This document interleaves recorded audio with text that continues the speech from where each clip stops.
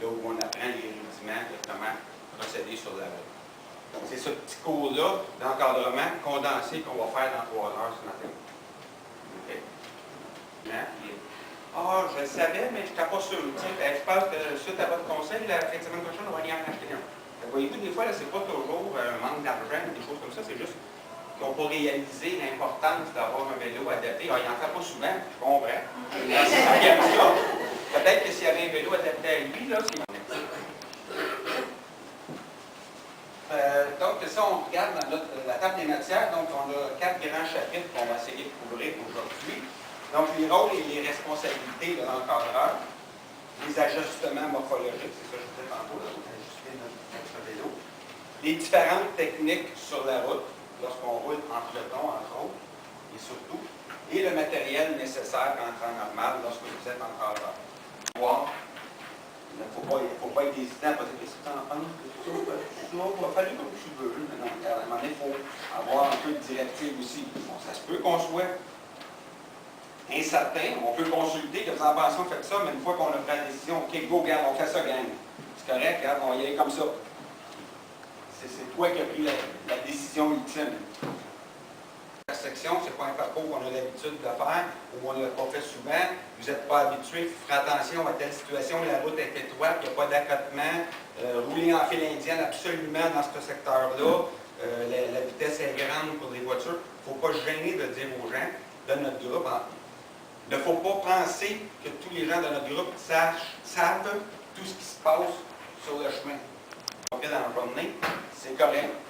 Mais des fois, sur un petit bout, c'est correct. À un moment donné, on se rend compte que, on est encore sur le même chemin, là, mais il commence à avoir, ça fait déjà 3-4 véhicules qui nous dépassent. Là, donc, on n'est plus sur un chemin où il n'y a pas trop de circulation. Mettez-vous en télé indienne, on le dit au groupe. Bon, je disais tantôt, il y a des gens qui pédalent comme ça. Ils roulent 24 km, ils pédalent comme ça. C'est pas parce qu'ils pédalent pas vite qu'ils roulent qu'à 12 km. Là. Sauf qu'il est en brillé sa petite ligne, juste à 22 km ou à 24, il ne va pas plus vite que ça. Puis la personne va dire « Ah, c'est fatigant. Ah, c'est dur aujourd'hui. » C'est normal, elle n'a pas de force dans les jambes. Parce que quand vous essayez à faible cadence d'avoir de la force, premièrement, vous ne réchauffez pas vos muscles. Pour ne pas changer de vitesse pour ton plateau avant, lorsque tu es rendu, c'est la plus grosse en arrière. Okay? Parce que vous savez que plus vous montez de vos bières arrière, plus c'est facile. Fait là, à un moment donné, je ralentis, je l'ai dit tantôt, hein, à chaque fois que tu baisses de 2 km à l'heure, change. Fait que là, tu es en train de monter, fait que là, tu es à 20, à 18, à 16, là. Puis là, je suis rendu, c'est la plus grosse en arrière, mais je suis encore sur mon gros plateau en avant. Okay? Puis là, là, il est temps que je change mon plateau, j'ai plus le choix. Okay? Est-ce que c'est des stops aux 4 coins? Est-ce qu'ils ont un stop là, puis vous autres n'avez pas? Est-ce que vous autres avez un stop, eux autres ils n'ont pas? Est-ce que c'est synzotique puis Bélanger? Est-ce que c'est une lumière? Est-ce que c'est synzotique mélangé en ville puis que. Pas synzotique mélangé. Oui, c'est le même sens. Synzotique.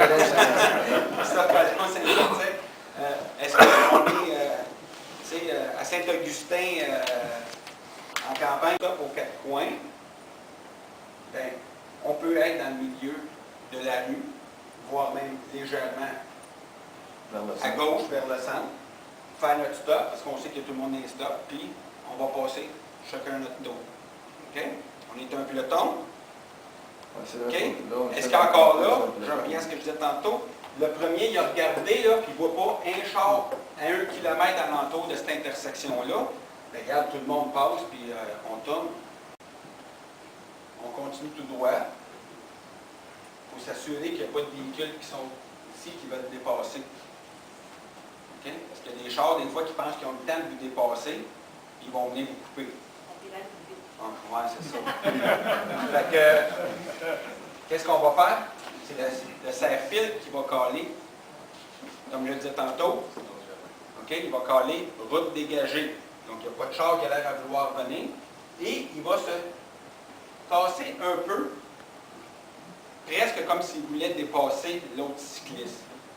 Okay? Donc, il se met un peu plus dans le milieu de la rue. Donc, les automobilistes qui pourraient arriver, bien, il va voir lui, puis il va voir lui.